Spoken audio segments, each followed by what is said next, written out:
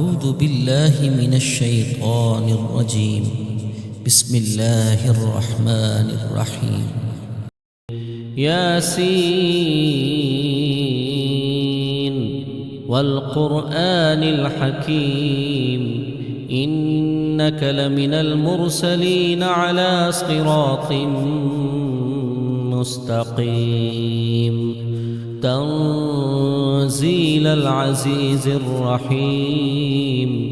لتنذر قوما ما أنذر آباؤهم فهم غافلون لقد حق القول على أكثرهم فهم لا يؤمنون إنا جعلنا في أعناقهم أغلالا فهي إلى الأذقان فهم مقمحون وجعلنا من بين أيديهم سدا ومن خلفهم سدا فأغشيناهم فهم لا يبصرون وسواء عليهم أأنذرتهم أم لم تنذرهم لا يؤمنون إنما تنذر من اتبع الذكر وخشي الرحمن بالغيب فبشره بمغفرة وأجر كريم إنا نحن نحيي الموتى ونكتب ما قدموا وآثارهم وكل شيء أحصيناه في إمام مبين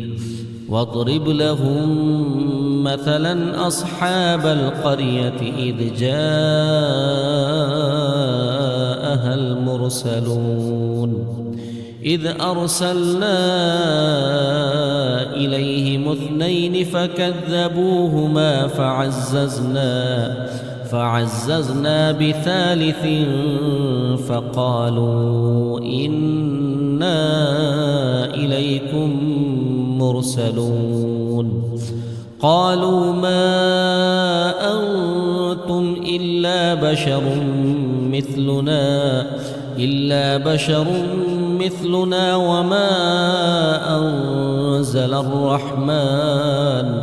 وما أنزل الرحمن من شيء إن أنتم إلا تكذبون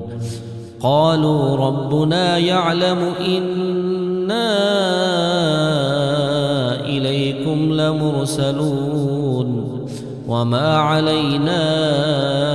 إلا البلاغ المبين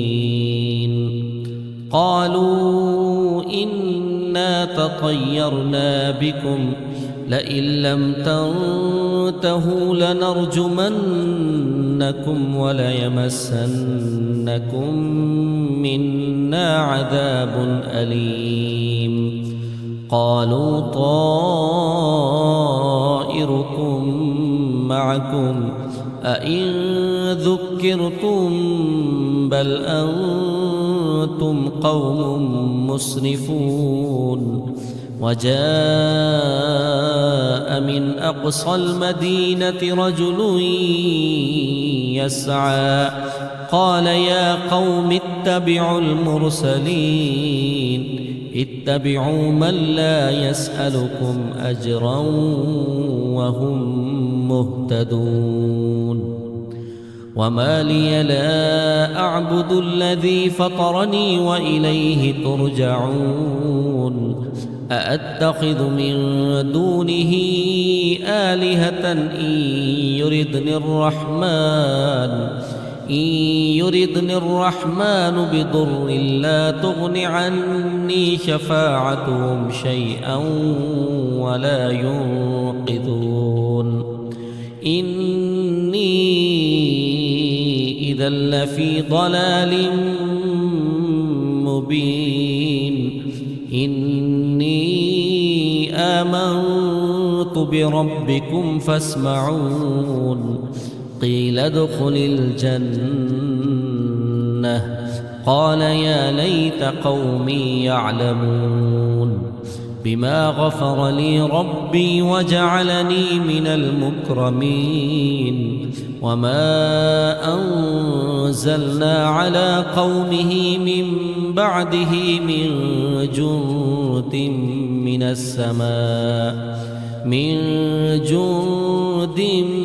من السماء وما كنا منزلين إن كانت إلا صيحة واحدة فإذا هم خامدون يا حسرة على العباد ما يأتيهم من رسول إلا كانوا به يستهزئون ألم يروا كم أهلكنا قبلهم من القرون أنهم إليهم لا يرجعون وإن كل لما جميع لدينا محضرون وآية لهم الأرض الميتة أحييناها وأخرجنا منها حبا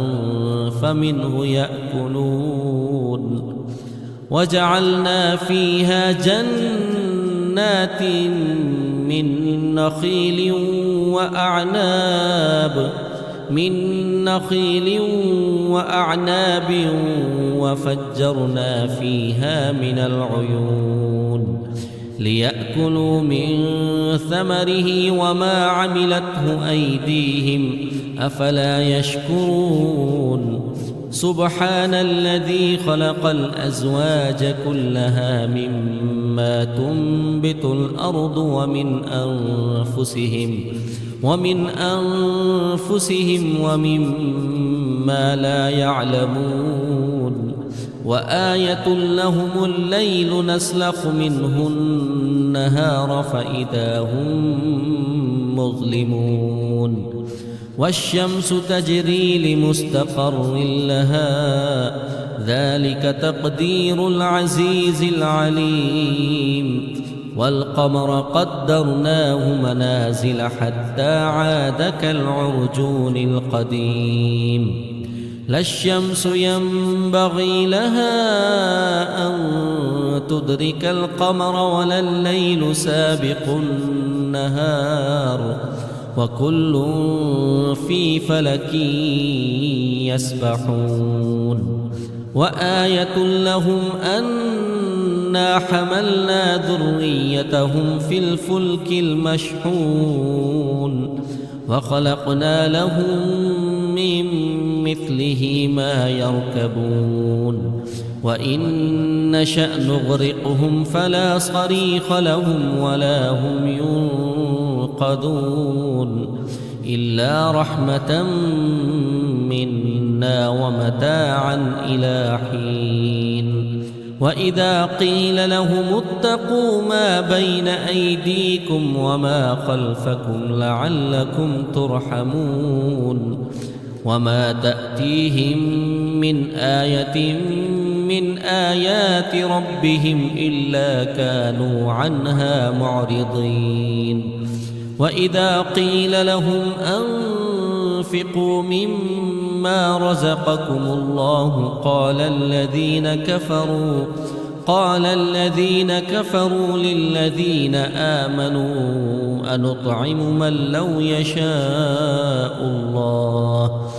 لو يشاء الله أطعمه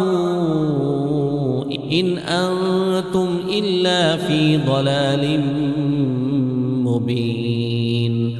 ويقولون متى هذا الوعد إن كنتم صادقين ما ينظرون إلا صيحة واحدة تأخذهم وهم يخصمون فلا يستطيعون توصية ولا إلى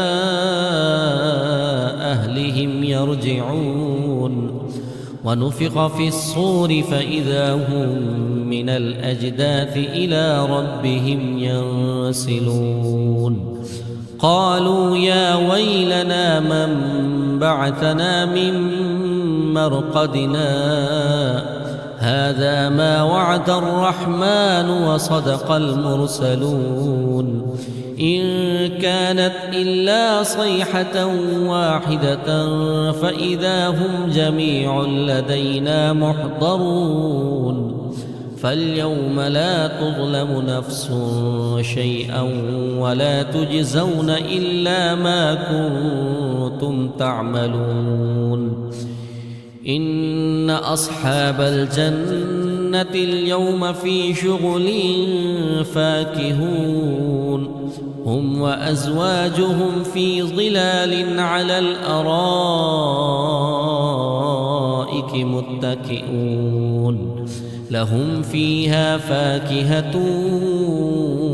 ولهم ما يدعون سلام قولا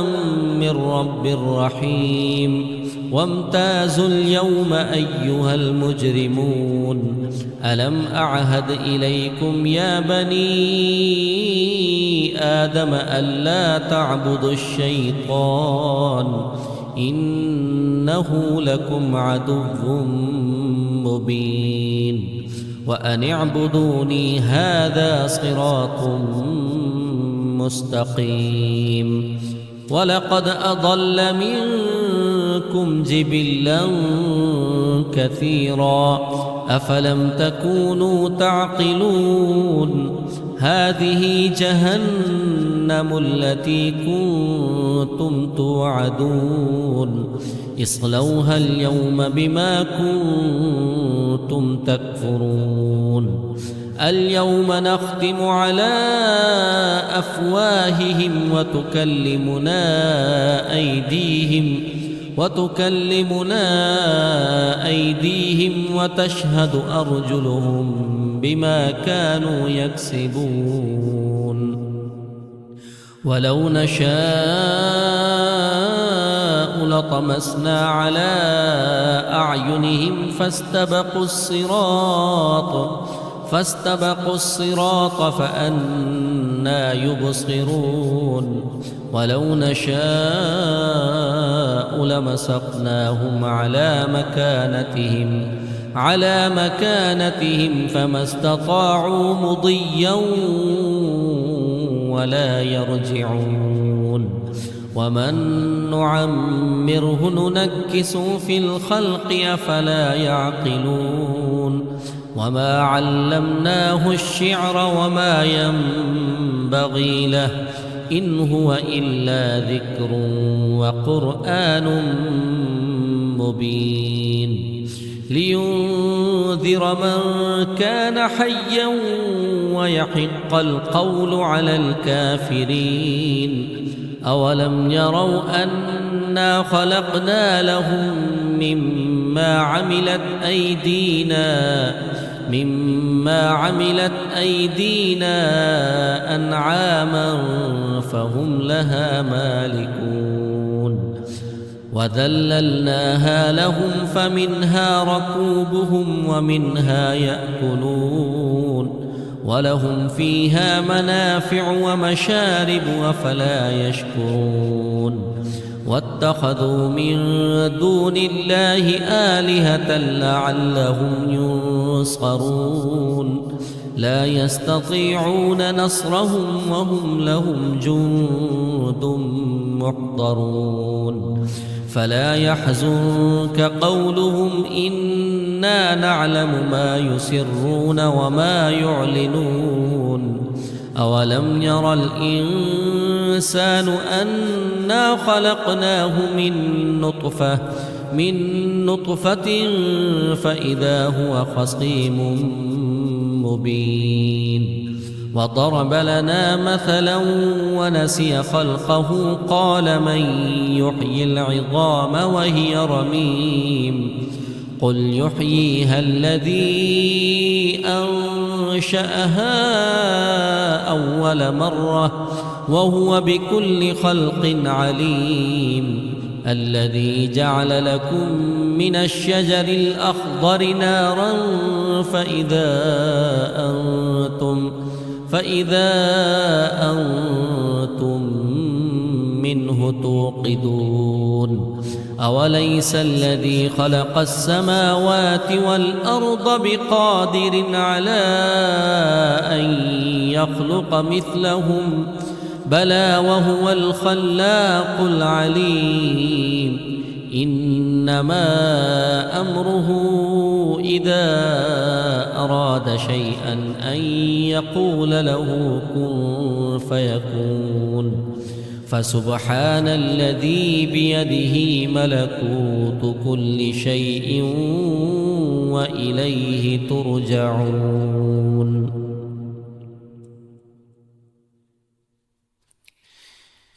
بسم الله الرحمن الرحيم. الرحمن علم القرآن خلق الإنسان علمه البيان الشمس والقمر بحسبان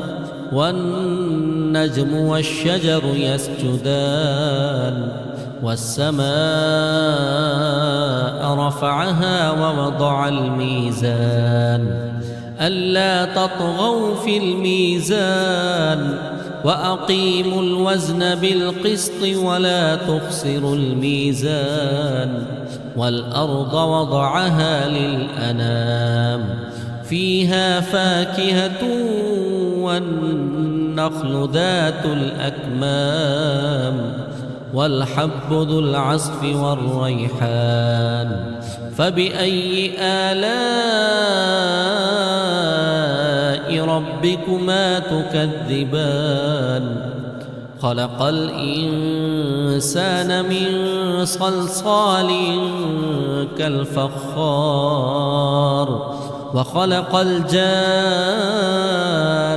من مارج من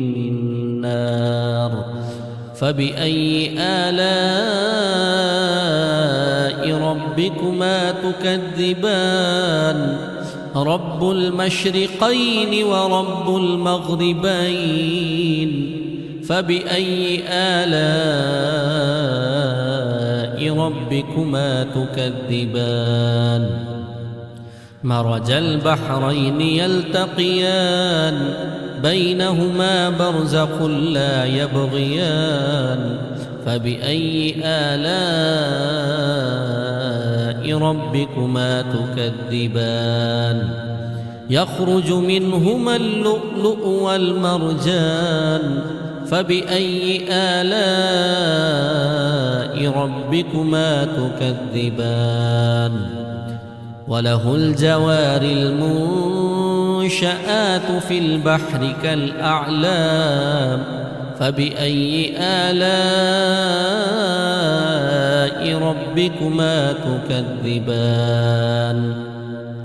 كل من عليها فان ويبقى وجه ربك ذو الجلال والإكرام فبأي آلاء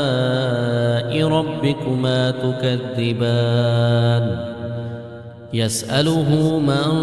في السماوات والأرض كل يوم هو في شأن فبأي آلاء ربكما تكذبان سنفرغ لكم أيها الثقلان فبأي آلاء ربكما تكذبان يا معشر الجن والإنس إن استطعتم أن تنفذوا من أقطار السماوات والأرض فانفذوا لا تنفذون إلا بسلطان فبأي آلاء ربكما تكذبان يرسل عليكما شواظ من نار ونحاس فلا تنتصران فبأي آلاء ربكما تكذبان فإذا انشقت السماء فكانت وردة كالدهان فبأي آلاء ربكما تكذبان فيومئذ لا يسأل عن ذنبه إنس ولا جان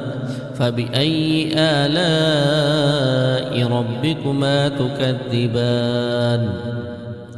يعرف المجرمون بسيماهم فيؤخذ بالنواصي والأقدام فبأي آلاء ربكما تكذبان هذه جهنم التي يكذب بها المجرمون يطوفون بينها وبين حميم آن فبأي آلاء ربكما تكذبان ولمن خاف مقام ربه جنتان فبأي آلاء ربكما تكذبان ذواتا أفنان فبأي آلاء ربكما تكذبان فيهما عينان تجريان فبأي آلاء ربكما تكذبان فيهما من كل فاكهة زوجان فبأي آلاء ربكما تكذبان متكئين على فرش بطائنها من استبرق وجنى الجنتين دان فبأي آلاء ربكما تكذبان فيهن قاصرات الطرف لم يطمثهن إنس قبلهم ولا جان فبأي آلاء ربكما تكذبان كأنهن الياقوت والمرجان فبأي آلاء ربكما تكذبان هل جزاء الإحسان إلا الإحسان فبأي آلاء ربكما تكذبان ومن دونهما جنتان فبأي آلاء ربكما تكذبان مدهامتان فبأي آلاء ربكما تكذبان فيهما عينان نضاختان فبأي آلاء ربكما تكذبان فيهما فاكهة ونخل ورمان فبأي آلاء ربكما تكذبان فيهن خيرات حسان فبأي آلاء ربكما تكذبان حور مقصورات في الخيام فبأي آلاء ربكما تكذبان لم يطمثهن إنس قبلهم ولا جان فبأي آلاء ربكما تكذبان متكئين على رفرف خضر وعبقري حسان فبأي آلاء ربكما تكذبان تبارك اسم ربك ذي الجلال والإكرام. بسم الله الرحمن الرحيم. إذا وقعت الواقعة ليس لوقعتها كاذبة خافضة رافعة إذا رجت الأرض رجا وبست الجبال بسا فكانت هباء منبثا وكنتم أزواجا ثلاثة فأصحاب الميمنة ما أصحاب الميمنة وأصحاب المشأمة ما أصحاب المشأمة والسابقون السابقون أولئك المقربون في جنات النعيم ثلة من الأولين وقليل من الآخرين على سرر موضونة متكئين عليها متقابلين يطوف عليهم ولدان مخلدون بأكواب وأباريق وكأس من معين لا يصدعون عنها ولا ينزفون وفاكهة مما يتخيرون ولحم طير مما يشتهون وحور عين كأمثال اللؤلؤ المكنون جزاء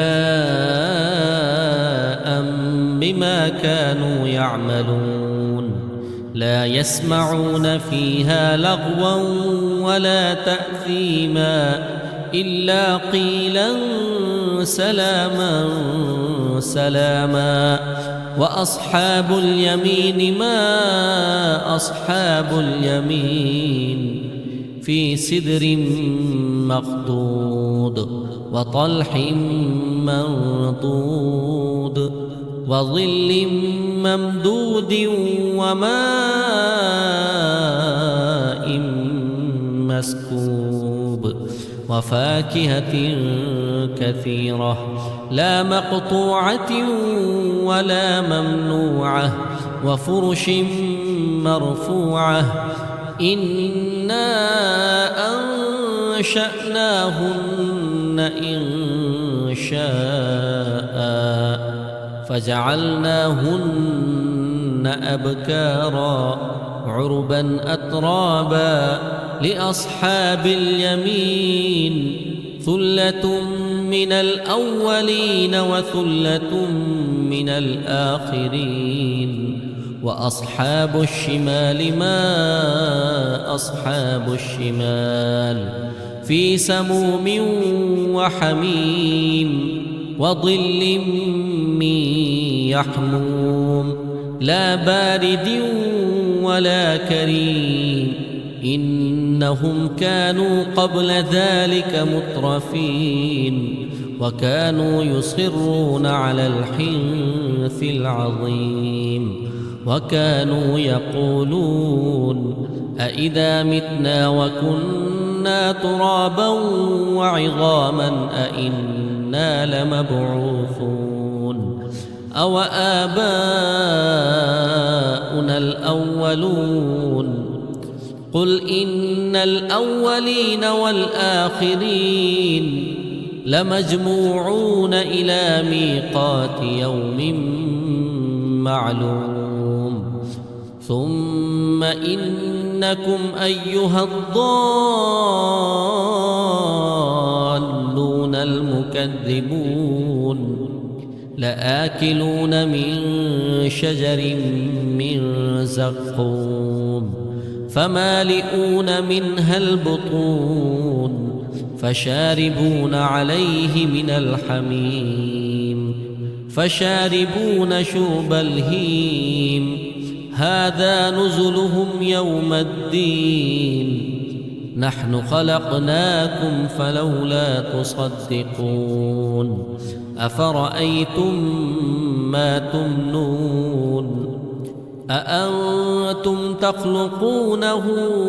أم نحن الخالقون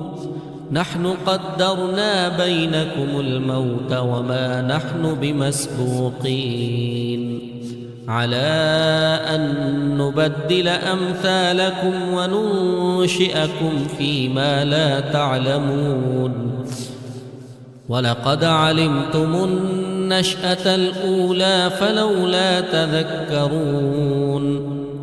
أفرأيتم ما تحرثون أأنتم تزرعونه أم نحن الزارعون لو نشاء لجعلناه حطاما فظلتم تفكهون إنا لمغرمون بل نحن محرومون أفرأيتم الماء الذي تشربون أأنتم أنزلتموه من المزن أم نحن المنزلون لو نشاء جعلناه أجاجا فلولا تشكرون أفرأيتم النار التي تورون أأنتم أنشأتم شجرتها أم نحن المنشئون نحن جعلناها تذكرة ومتاعا للمقوين فسبح باسم ربك العظيم فلا أقسم بمواقع النجوم وإنه لقسم لو تعلمون عظيم إنه لقرآن كريم في كتاب مكنون لا يمسه إلا المطهرون تنزيل من رب العالمين أفبهذا الحديث أنتم مدهنون وتجعلون رزقكم أنكم تكذبون فلولا إذا بلغت الحلقوم وأنتم حينئذ تنظرون ونحن أقرب إليه منكم ولكن لا تبصرون فلولا إن كنتم غير مدينين ترجعونها إن كنتم صادقين فأما إن كان من المقربين فروح وريحان وجنة نعيم وأما إن كان من أصحاب اليمين فسلام لك من أصحاب اليمين وأما إن كان من المكذبين الضالين فنزل من حميم وتصلية جحيم إن هذا لهو حق اليقين فسبح باسم ربك العظيم بسم الله الرحمن الرحيم تبارك الذي بيده الملك وهو على كل شيء قدير الذي خلق الموت والحياة ليبلوكم أيكم أحسن عملا وهو العزيز الغفور الذي خلق 7 سماوات طباقا ما ترى في خلق الرحمن من تفاوت فارجع البصر هل ترى من فطور ثم ارجع البصر كرتين ينقلب إليك البصر خاسئا وهو حسير ولقد زينا السماء الدنيا بمصابيح وجعلناها رجوما للشياطين وأعتدنا لهم عذاب السعير وللذين كفروا بربهم عذاب جهنم وبئس المصير إذا ألقوا فيها سمعوا لها شهيقا وهي تفور تكاد تميز من الغيظ كلما ألقي فيها فوج سألهم خزنتها ألم يأتكم نذير قالوا بلى قد جاءنا نذير فكذبنا وقلنا ما نزل الله من شيء إن أنتم إلا في ضلال كبير وقالوا لو كنا نسمع أو نعقل ما كنا في أصحاب السعير فاعترفوا بذنبهم فسحقا لأصحاب السعير إن الذين يخشون ربهم بالغيب لهم مغفرة وأجر كبير وأسروا قولكم أو اجهروا به إنه عليم بذات الصدور ألا يعلم من خلق وهو اللطيف الخبير هو الذي جعل لكم الأرض ذلولا فامشوا في مناكبها وكلوا من رزقه وإليه النشور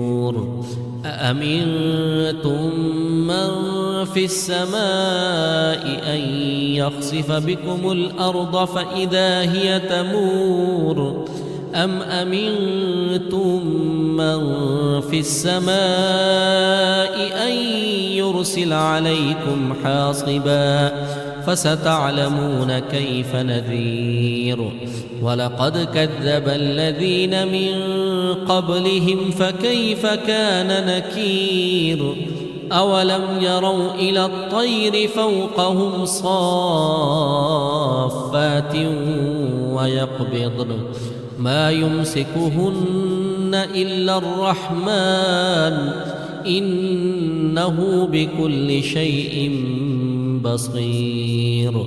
أمن هذا الذي هو جند لكم ينصركم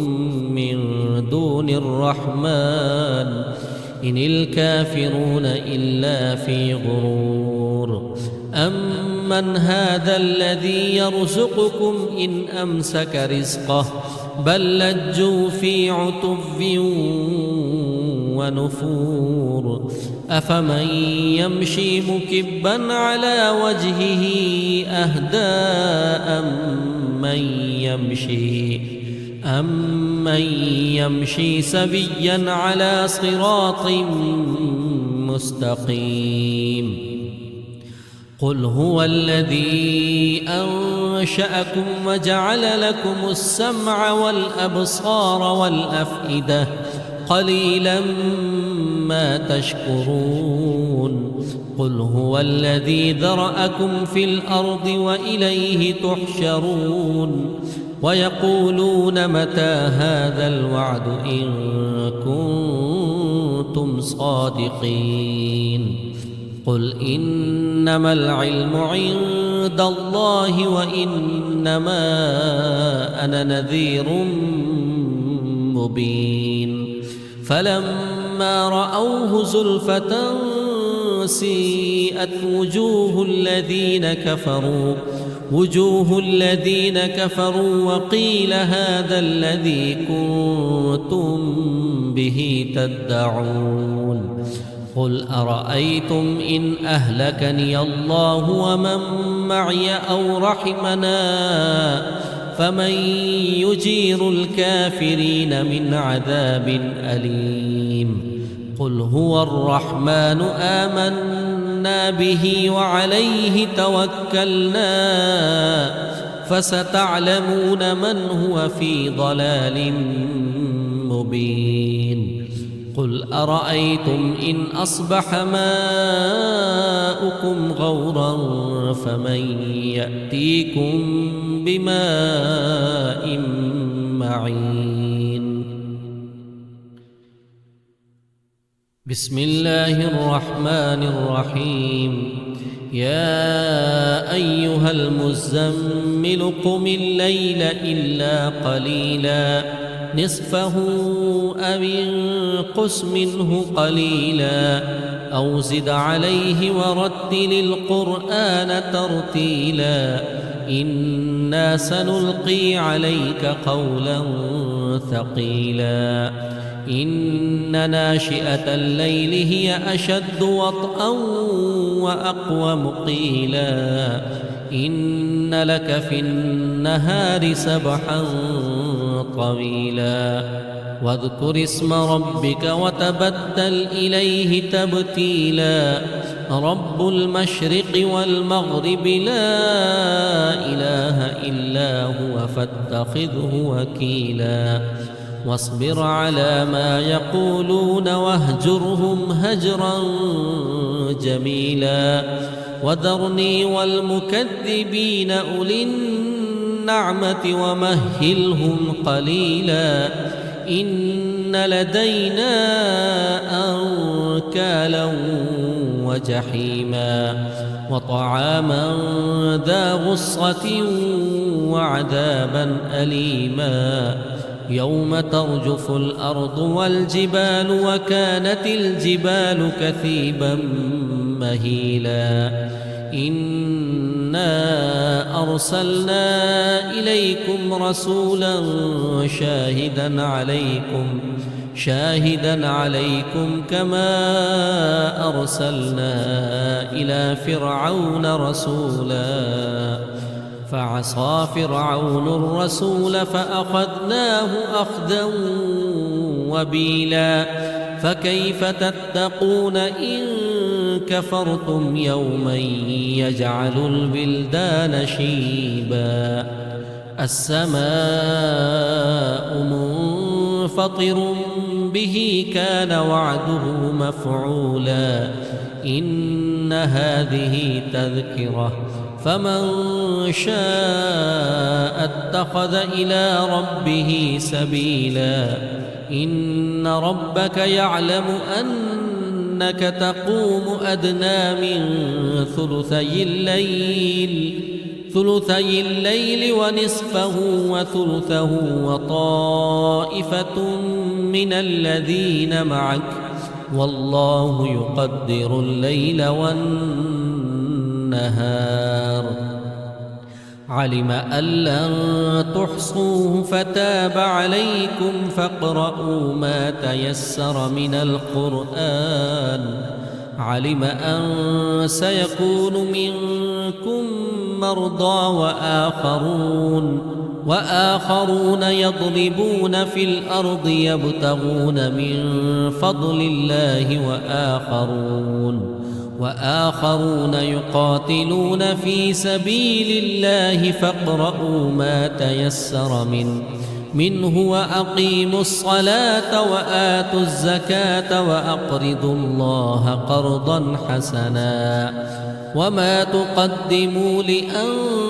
لأنفسكم من خير تجدوه عند عند الله هو خيرا